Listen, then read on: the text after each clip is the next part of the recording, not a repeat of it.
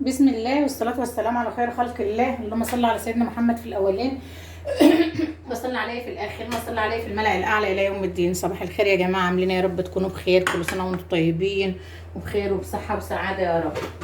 إن شاء الله بإذن الله. احنا معانا 3 معالق لحمة معصجة هم، هنعمل بهم أكلة عظمة. أكلة عظمة يجوز ب3 معالق لحمة معصجة. الدنيا غالية والله المستعان. يبقى معايا 3 معالق لحمة معصجين هنا اهو، هركنهم هنا على جنب. ومعايا كوسه، ومعايا بطاطس مقطعاه كده، ومعايا شويه بسله متفرزين، ومعايا بصلايه كده مقطعاه مكعبات. ما تقطعهاش حتت صغيره، قطعها مكعبات كده، هتديكي تسكيره للوصفه وتخليها جميله. هنقول بسم الله الرحمن الرحيم ونبدا في الوصفه بتاعتنا على طول. هتعملي ايه يا زوزو؟ هعمل ايه؟ حد يخمن كده انا هعمل ايه. خمنوا كده معايا لحد ما نبدا في الوصف. هقشر بس الكوسه كده الاول. عايزه تقشريها كلها قشريها، عايزه تعمليها كده تسيبي حته قشريه سيبها. انا غاسله الكوسه دي يا جماعه. عايزه تعمليها مشمشره كده، شغال كل حاجه شغال. المطبخ بتاعك والاكل بتاعك، وانت الملكه في مطبخك، اعملي اللي انت عايزاه في مطبخك، محدش له عندك اي حاجه. قشرت الكوسه بتاعتي زي ما انا عايزه. هقول بقى بسم الله الرحمن الرحيم. قطعيها برده زي ما انت عايزه، محدش له عندك حاجه خالص. بسم الله الرحمن الرحيم. هنقطع كده الخضار كله يبقى زي بعضه كده، بسم الله، مكعبات كده، علشان ايه؟ تبقى كلها ايه في سوا بعضها يعني. بسم الله الرحمن الرحيم.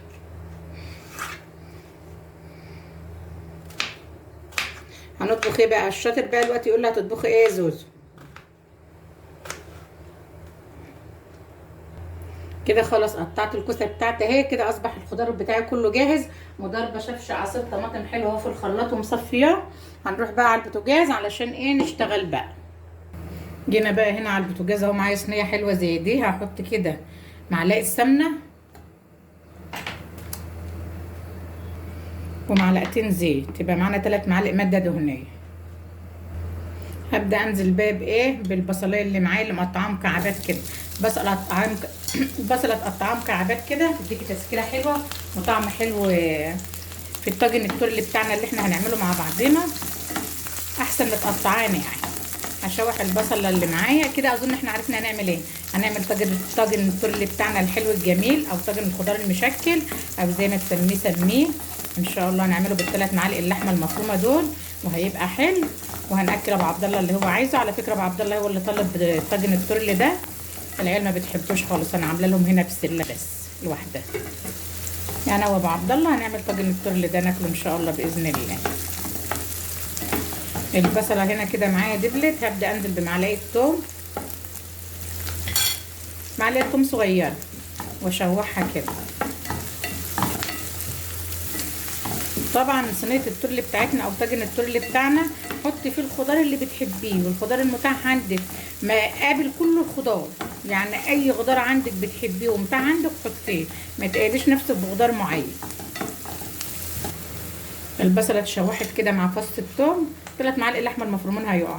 هبدا انزل ايه بال3 معالق لحمه المفرومين اللي معايا المعصجين، او مفرومه عادي المتاح عندك يعني. انا المتاح عندي المعصج ده. 3 معالق لحمه معصجين كده.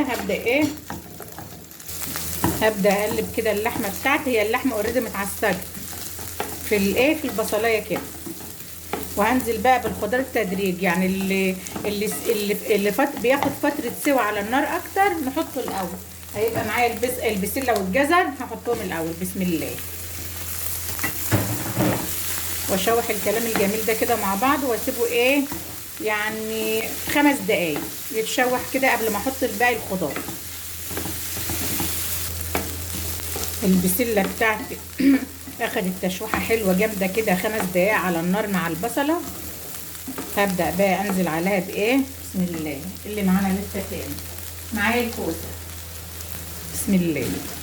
حلاوتك يا جمالك. اوعى وش طاجن تورلي بقى من بتاع زمان اللي محدش يعرفه الا احنا الكبار، احنا الناس اللي بنتذوق الاكل، اللي بنعرف ناكل. انما ولادي ابدا والنبي ما ياكلوه ابدا. لو عملت فيه ايه، لو حطيتي فيه حتى يا رب ديك روم.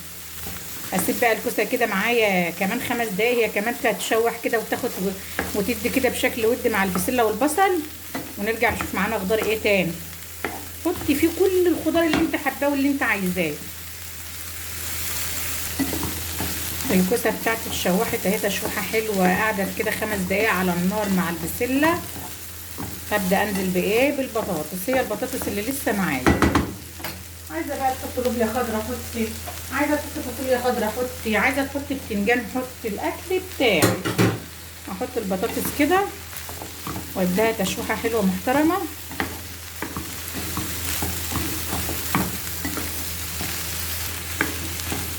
البطاطس بتاعتي بتتشوح على النار اهي مع الحاجه. باقي الخضار حاجه يعني عظمه ما شاء الله. شويه كده ونبدا ننزل بقى بالبصل بالبهارات بتاعتنا والطماطم. بسم الله ما شاء الله، الدنيا اتشوحت معايا وبقت زي الفل زي الفل يا زوز. هبدا بسم الله الرحمن الرحيم انزل بعصير الطماطم اللي معايا. بسم الله الرحمن الرحيم. اهو امسح الرواية كده عشان ايه ما يعملش حرف الصينيه، ما يبوظش حرف، ما يحرقش حرف الصينيه. خلاص شكرا. اجيب بقى ملح وبهارات وظبطي بقى اوعى وش. هيبقى معايا بقى شويه فلفل اسمر، شويه شطه، شويه ملح، شويه بهارات 7، شويه كزبره،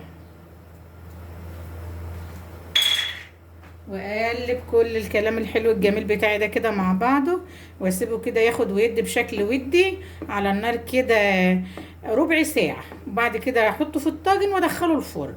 شكرا، خلص التورلي بتاعي. خلاص الطاجن بتاعه اللي هدخله الفرن. هجيب كده معلقه سمنه حلوه من العلبه وادهن الطاجن بتاعي كويس دهنه حلوه محترمه كده عشان نجيب فيه الخضار ايه بتاعنا. بسم الله ما شاء الله، الخضار بتاعي اهو بالصلاه على النبي. هبدا كده بسم الله بالراحه وافضي في الطاجن بتاعي الحلو ده.